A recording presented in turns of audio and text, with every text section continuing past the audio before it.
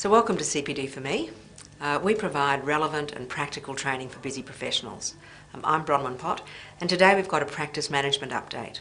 It's really important to stay abreast of the latest technologies as well as the latest ways of doing business. Things are changing so fast that you need to be on top of it all, and we don't want you to be left behind.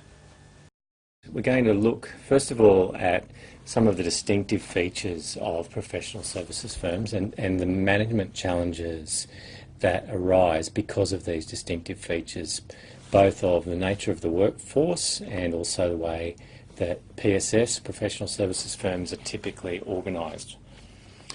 I'll just introduce you to the research that I'm going to be drawing from in today's webinar.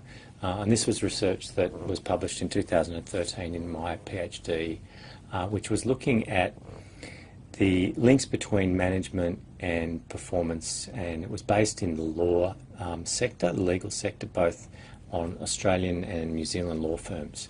But some of the findings, in fact most of the findings, are quite broadly applicable across the entire professional services firm sector.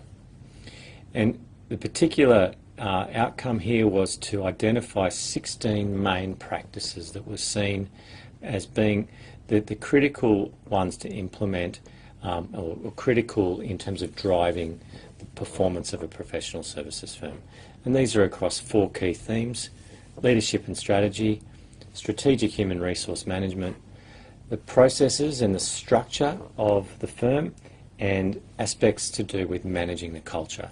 So I'll be taking you through those 16 practices, as the vast bulk of the workshop will be spent looking at those practices. Then we'll tidy up the workshop by looking at some typical things that are measured to look at performance in professional services firms. And the final thing is sort of a final warning about just picking up bits and pieces of management practices. The idea here is we've got to think about how different practices work together. And our goal is to try to build virtuous circles of management practices, and perhaps more importantly, to avoid deadly combinations. That is, practices that compete with or contradict or undermine one another. I hope you enjoyed this session today from CPDforMe. Continuing professional development should be about learning new things, about challenging yourself to learn and grow, about finding better ways to do the things that you do every day.